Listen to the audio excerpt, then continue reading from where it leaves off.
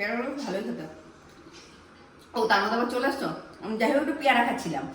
তো নমস্কার, বর্তমান ঘরকন্যা একটা ব্লগ থেকে সবাইকে স্বাগত। তোমরা সবাই কেমন আছো? পেয়ারা খাচ্ছিলাম, বেশ সুন্দর, দারুণ লাগে। আজকেও তোমাদের কাছে একটা অনেক পুরোনো দিনের রান্না নিয়ে চলে এসেছি।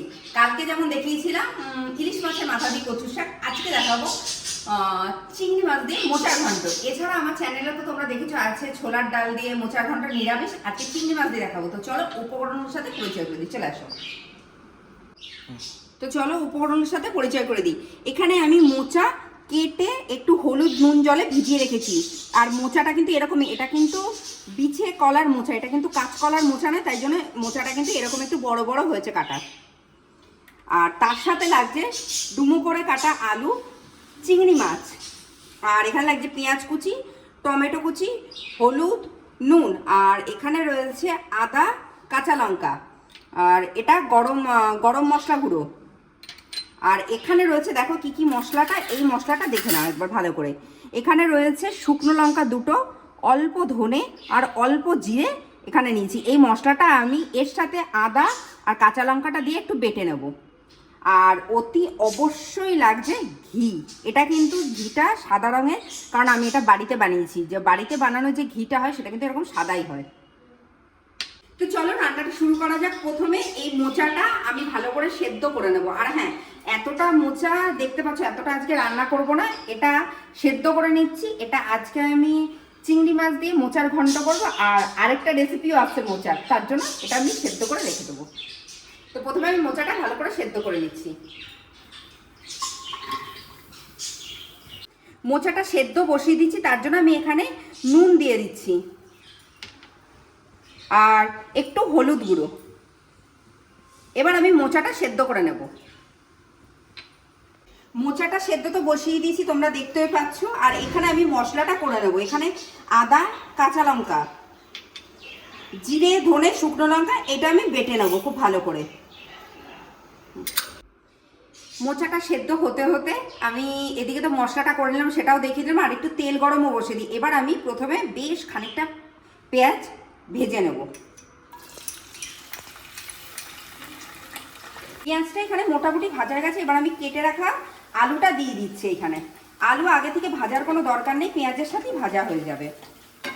ভাজার দরকার নেই, পেঁয়াজের সাথে ভাজলেও চলবে। আর হ্যাঁ, এই যে আমি কেটে রাখা টমেটোটা এটাও দিয়ে দিচ্ছি। আমি একটু নুন দিয়ে দিচ্ছি ভাজার জন্য, তার সাথেই দেবো সামান্য হলুদ গুঁড়ো। এবার আমি এটা ঢেকে ভেজে নেব ভালো করে। সবকিছু দিয়ে দিচ্ছি, এবার আমি ঢাকা দিয়ে দিচ্ছি আলুটা সেদ্ধ হওয়ার জন্য। তো চলো দেখি আলু আর টমেটোটা কতটা সেদ্ধ হয়েছে।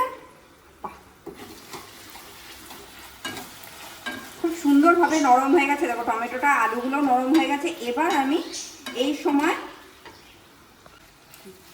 আলু আর টমেটোটা সেদ্ধ হয়ে গেছে। এবার এই সময় আমি এই যে চিংড়ি মাছটা দিয়ে দিচ্ছি।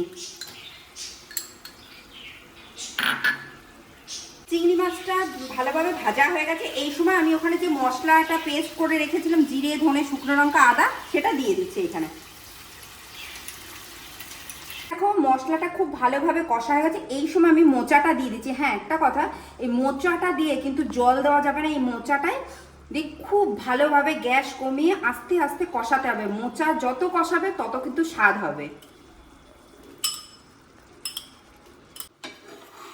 মোচাটা দিয়ে দিয়েছি। এবার আমি গ্যাস কমিয়ে খুব ভালোভাবে ধীরে ধীরে আস্তে আস্তে কষিয়ে নেব। আমি কষিয়ে নিয়ে তোমাদের কাছে ফিরে আসছি, কারণ এটা অনেকটা সময় লাগবে। তাই এই দেখো মোচাটা খুব ভালোভাবে কষা হয়ে গেছে, মানে তেল বেরিয়ে গেছে একদম। এই সময় তোমরা চাইলে ঘি গরম মশলা দিয়েও নামাতে পারো। আর না হলে আমি একটুখানি জল দিচ্ছি, আমরা একটু মাখো মাখো পছন্দ করি, তাই অল্প সামান্য একটু জল দিচ্ছি, দিয়ে একটু মাখা মাখো মতো হবে, তারপর নামাবো। মোচার ঘন্টটা একদম তৈরি হয়ে গেছে। এই সময় আমি গরম মশলা গুঁড়োটা দিয়ে দিচ্ছি। হ্যাঁ, আর হ্যাঁ, অতি অবশ্যই কিন্তু ঘি লাগবে। এটা বারবার করে দেখাচ্ছি, কারণ নিজে হাতে বাড়িতে বানিয়েছি তো, তার জন্য। এই যে বেশ খানিকটা ঘি দিলাম। গন্ধটা যা বেরিয়েছে না, কিচ্ছু বলার নেই গো।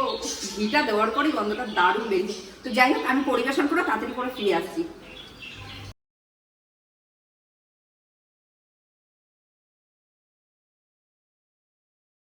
আজকে রান্নাটা নিয়ে কি কিছু বলার আছে তোমাদের? এটা তো গরম ভাত দিয়ে জমে যাবে, কিচ্ছু বলার নেই। তা আজকের রেসিপিটা, আজকের রান্নাটা যদি তোমাদের ভালো লেগে থাকে তোমরা অতি অবশ্যই আমার চ্যানেলটা সাবস্ক্রাইব করো, শেয়ার করো, লাইক করো, প্রচুর প্রচুর কমেন্ট করো। যাই, গরম গরম ভাত দুইটাতে খেতে হবে, বাড়ির সবাইকে দিয়ে আসি, তারপর আমি খাবো।